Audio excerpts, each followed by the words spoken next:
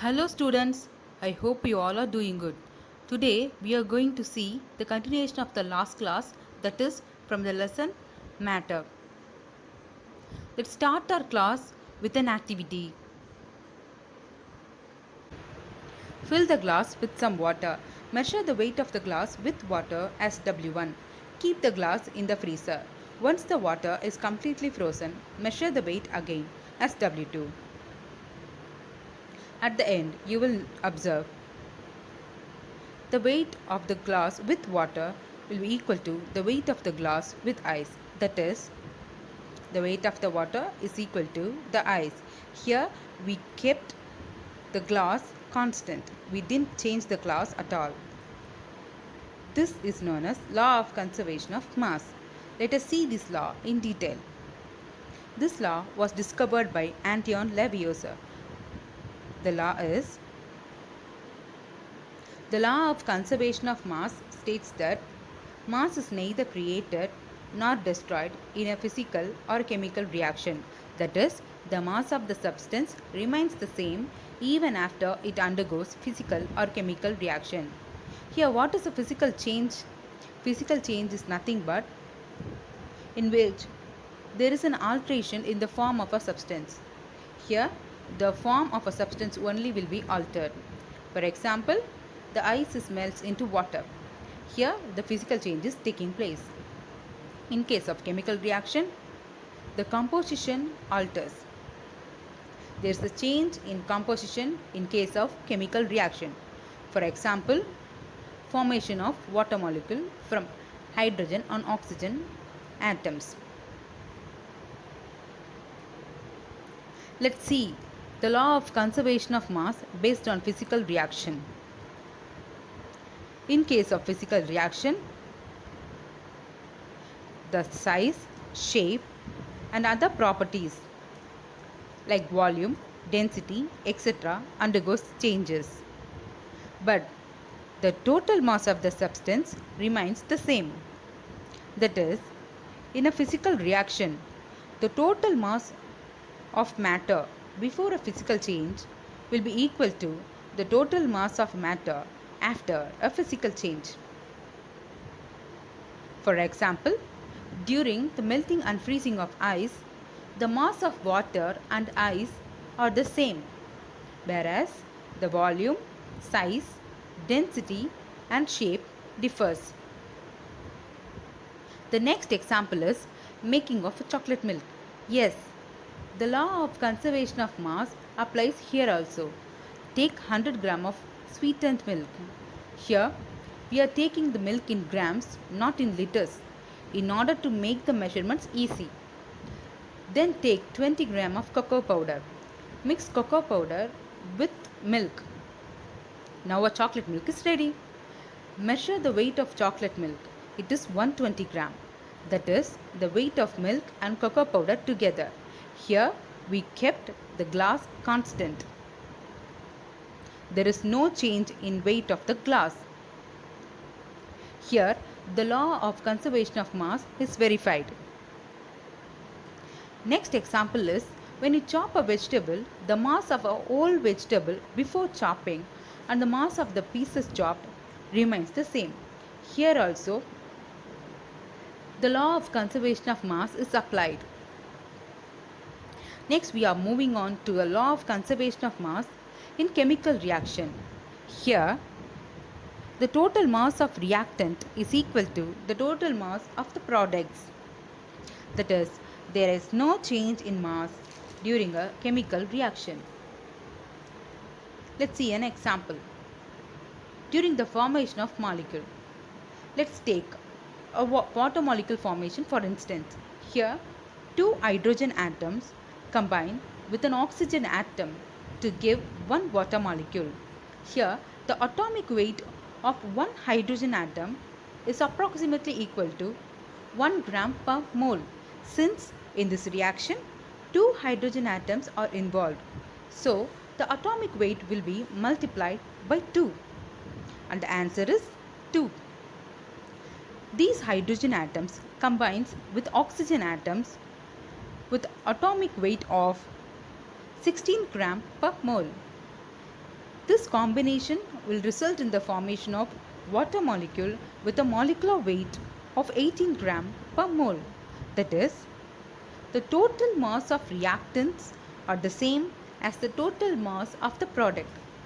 Hence, the law of conservation of mass is proved. Next is, in case of combustion, the oxygen used for burning should be considered as reactant. The smoke and carbon dioxide and other gases those are released should be considered as product. For example, when you burn a log of wood, the oxygen will be used while burning, isn't it? The mass of oxygen used for burning should be considered along with the mass of wood as reactants. Likewise, the mass of smoke produced should be considered along with the mass of the ash as a product in order to prove the law of conservation of mass. Here is an experiment. This experiment is given in your text tube. The aim of the experiment is to prove the law of conservation of mass. The things those are required for the experiment are conical flask, test tube, thread, cork, weighing balance, barium chloride solution, sodium sulfate solution, and a measuring cylinder.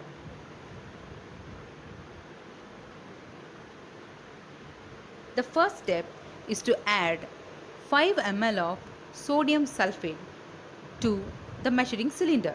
Now, add this to the conical flask. Then add 5 ml of barium chloride to a measuring cylinder. Add this to a test tube. Now, tie the test tube using a thread. Hang the test tube inside the conical flask and close it with the cork so that the contents in the test tube will not spill into the conical flask. Now weigh the contents along with the flask and note the readings. Now tilt the conical flask so that the barium chloride solution present in the test tube will mix with the sodium sulfate in the flask. Now the reaction begins. There will be a white precipitate formation. This precipitate is nothing but barium sulfate, and there will be an aqueous layer formed. This is nothing but the sodium chloride solution. Let this mixture sit for 10 minutes. Now weigh the product and note down the readings.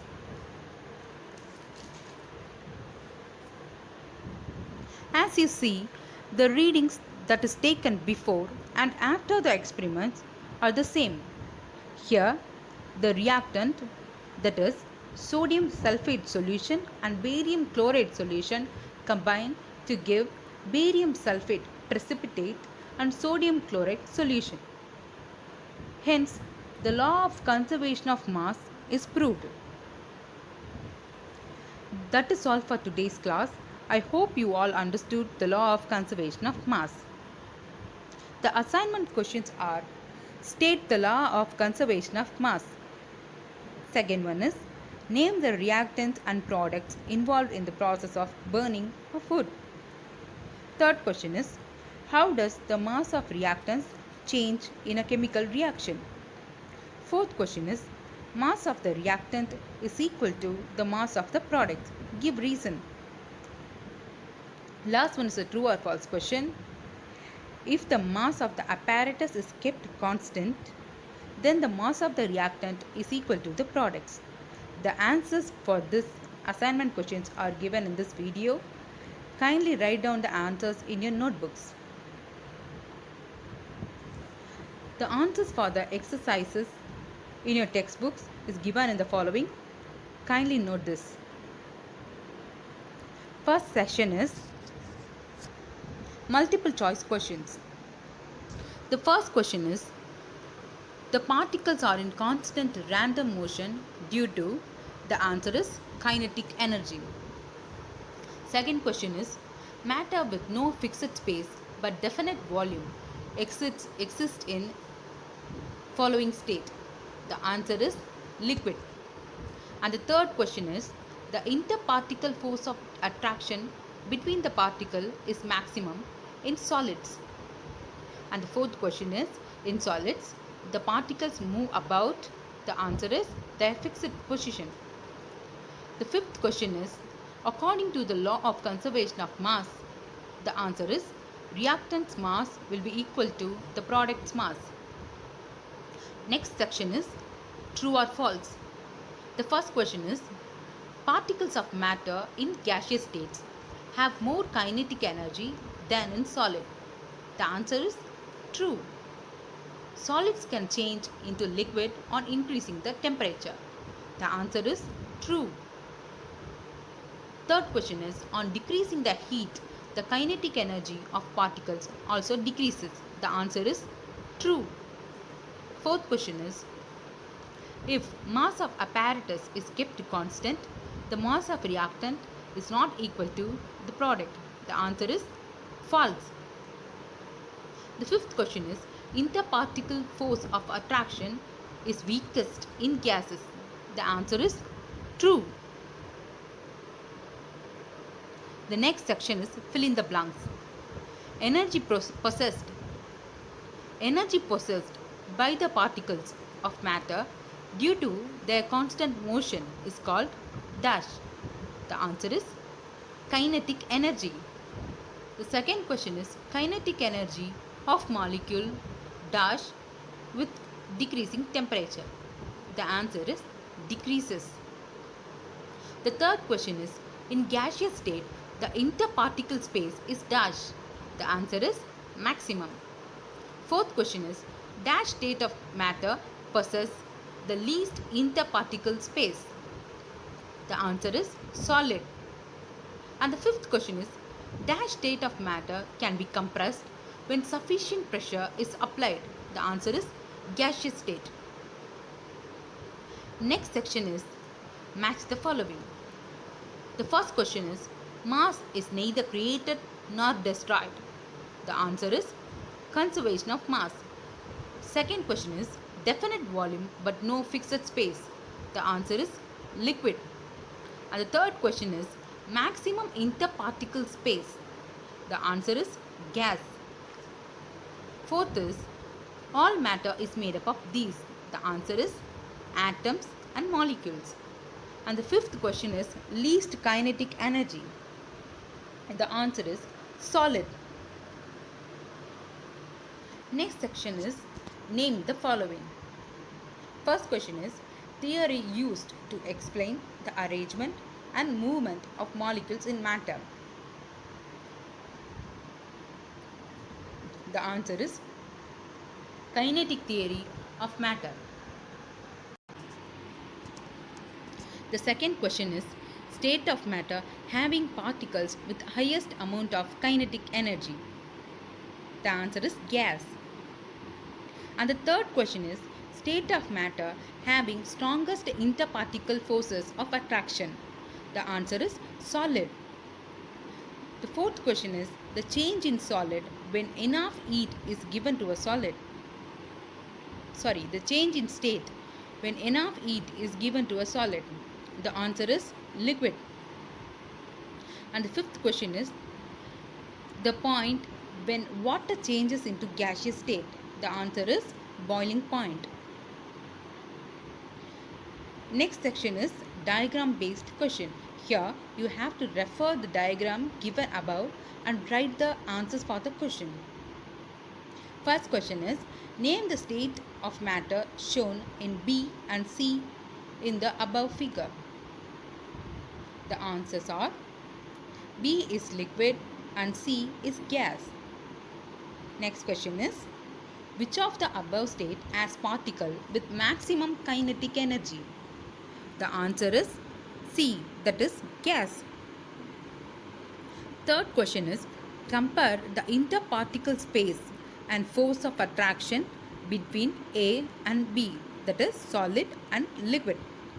The answer is A is solid, so it has negligible interparticle spaces but strong interparticle forces of attraction, but B is liquid, So it has more interparticle spaces but less interparticle forces of attraction. Fourth question is, what will happen if high pressure is applied to state C, that is gas? Answer is, state C is gas. It will change to state B, which is liquid. Next section is, give reason for the following. The first question is, particles of liquid are free to move around but remain in a confined space. You have to give a reason for this statement. The answer for this question is, in the liquid state, the kinetic energy of the particles is more than the solids but not strong enough to overcome the force of attraction. Hence, the particles of liquid move around freely but remain within the confined space. And the second question is, on cooling, the liquid changes into a solid state. For this, the reason is, when the heat is taken away from liquid, the kinetic energy of particle reduces, thus decreasing the interparticle spaces. This leads to the increase in interparticle force of attraction. On cooling, the liquid changes into a solid state. Next one is, particle of solid have fixed space. The reason for this is, solids have a fixed shape and volume because kinetic energy of particles is very low, hence the particles vibrate to and fro at their fixed position only. They do not have enough energy to break away from the interparticle force of attraction. Particles of solids cannot move easily from their position, so the solids are hard and difficult to compress. The fourth question is, mass of product is equal to the mass of reactants. The reason for this is, the law of conservation of mass states that mass is neither created nor destroyed in a physical or chemical reaction. According to the law of mass conservation of mass, in a chemical reaction, the total mass of reactants is equal to the total mass of the products. There is no change in mass during a chemical reaction. Next section is, differentiate between the following. The first question in this section is, kinetic energy between the particles of solids and gas. We have to differentiate between the kinetic energy of particles of solids and kinetic energy of particles of gases. The first point is, the kinetic energy of solids is less. In case of gases, the kinetic energy of gases is maximum. The second point is, when the kinetic energy of solid increases, the solid state changes into liquid state. When the kinetic energy of the gases decreases, the gaseous state changes into liquid state. And the third point is, kinetic energy of solid is not enough to overcome the interparticle attraction. The kinetic energy of the gases is much more, so the interparticle attraction is less. Next question is, interparticle space between liquid and gases. Here we have to differentiate between interparticle space in liquid and interparticle space in gases. The first point is, interparticle space in liquid is more. Interparticle space in gas is very large.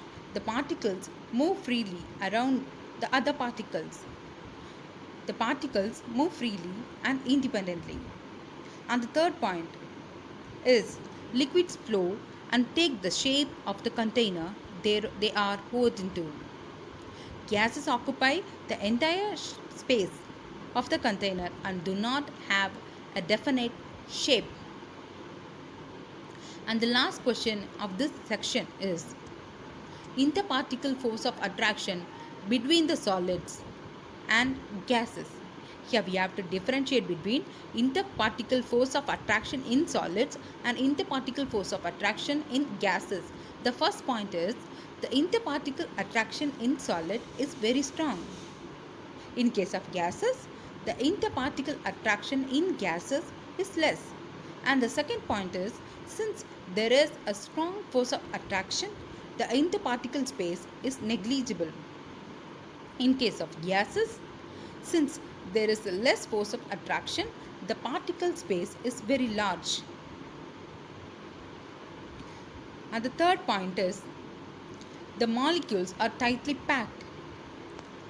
In case of gases, the molecules are far apart from each other. Next section is very short answers. The first question is state kinetic theory of matter. Kinetic theory of matter states that matter is composed of large number of small particles, those are called as atoms and molecules that are in constant random motion. Second question is what happens to kinetic energy of matter if the temperature of the matter is increased? The answer is kinetic energy of particle increases with an increase in temperature and decreases with decrease in temperature. It is directly proportional to the motion of particle in a matter. Third question is name the state of matter in which particles move freely in the space available. In gaseous state, the particles move freely in space available because of the large interparticle space. Next question is name the state of matter that changes into gaseous state on heating. The answer is the liquid state of matter changes into gaseous state on heating. The fifth question is state the law of conservation of mass. The law of conservation of mass states that the mass is neither created nor destroyed in a physical or chemical reaction. This is the answer for the fifth question.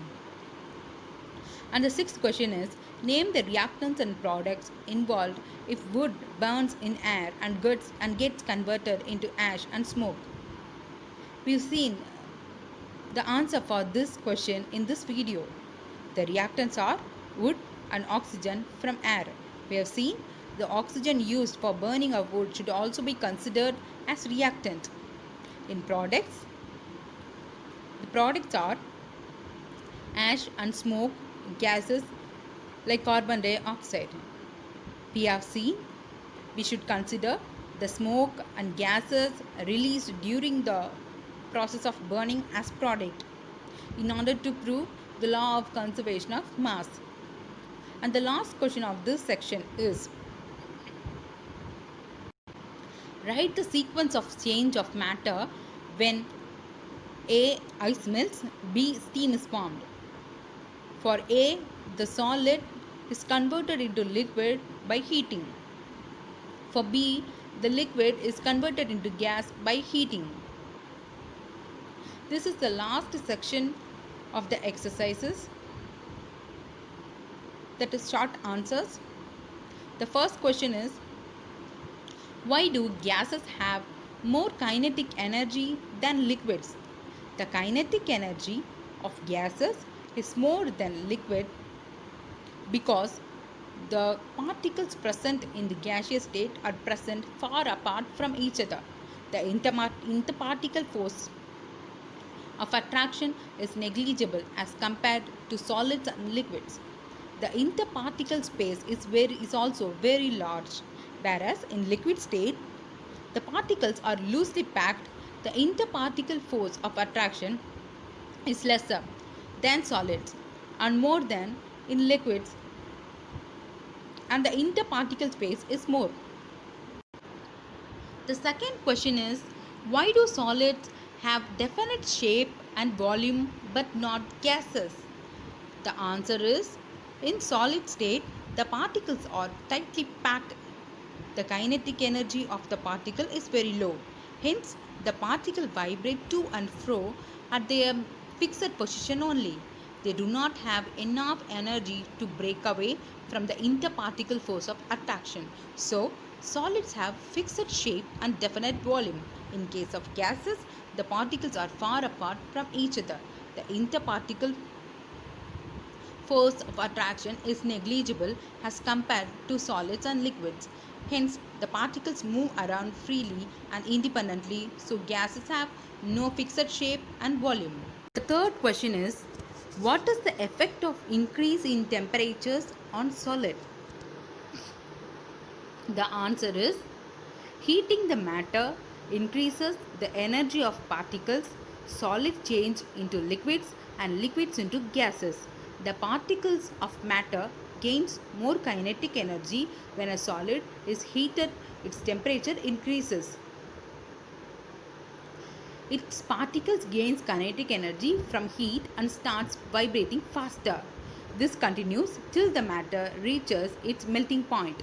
If heat is continuous at the melting point, a stage comes when the motion of particles becomes large enough to overcome the particle of attraction between them, and particles start moving away from their fixed position, thus change in solid states into liquid state.